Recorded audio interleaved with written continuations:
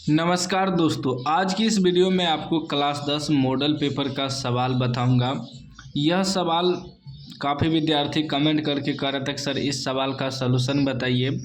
कह रहा है यदि समीकरण x square plus P x plus 12 बराबर 0 का एक मूल 2 तथा समीकरण x square plus P x plus Q बराबर 0 का एक मूल समान हो तो क्यू बराबर। ऑप्शन ए में दिया है -8, बी में है 8, सी में है -16, डी में है 16। इसमें देखिए सवाल दो गो है। कह रहा है यदि समीकरण इतना इतना का मूल 2 है, मतलब ये जो समीकरण है इसका मूल दिया है 2। देखिए द्विघात समीकरण का 2 मूल होता है, एक होता है अल्फा, एक होता है बीटा। मतलब एक मूल दिया है, जैसे x बराबर जब गुणनखंड करते हैं 2 गो मान निकलता है ना x बराबर, तो उसमें से एक गो मान दिया है। तो हम क्या करेंगे, ये जो एक मूल 2 दिया है, जहाँ जहाँ x है x की जगह 2 बैठा देंगे। पहले एक को हल करेंगे, उसके बाद दूसरा समीकरण हल करेंगे, ठीक ना। तो क्या दिया है, x square plus P x plus 12 बराबर 0। तो एक मूल 2 दिया है, यानी x बराबर हम 2 रखेंगे। तो एक्स स्क्वायर एक्स की जगह 2 रखेंगे, 2 का स्क्वायर प्लस पी एक्स की जगह 2 रखेंगे प्लस 12 बराबर 0। तो क्या हो जाएगा, 2 का स्क्वायर 4 हो जाएगा प्लस 2 गुना पी 2p प्लस 12 बराबर 0। अंक वाला जोड़ देंगे तो ये हो जाएगा 2p प्लस 12 4 16 बराबर 0। जब 2p बराबर निकालेंगे तो उधर जाएगा तो -16, 2 से कटा दीजिए -8 निकल गया। p का मान कितना निकल गया, -8। अब कहिएगा कि यही तो आंसर निकल गया -8, नहीं, ये p का मान निकला है, लेकिन हमें कह रहा है q का मान निकाल ले। ध्यान दीजिएगा, ठीक है ना।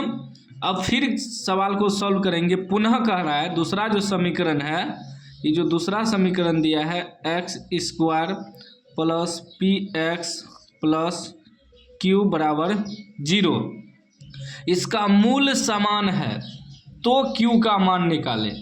मूल समान कब होता है, लिखेंगे मूल समान होंगे, मूल समान होंगे यदि d बराबर 0, d बराबर 0 होगा तो मूल समान हो जाएगा। तो d यानी कि d बराबर 0 यानी कि d का सूत्र होता है b स्क्वायर माइनस 4ac बराबर 0। तो b कहाँ से आएगा, देखिए x स्क्वायर का गुणांक a होता है, x का गुणांक b, लास्ट में अचर पद c होता है।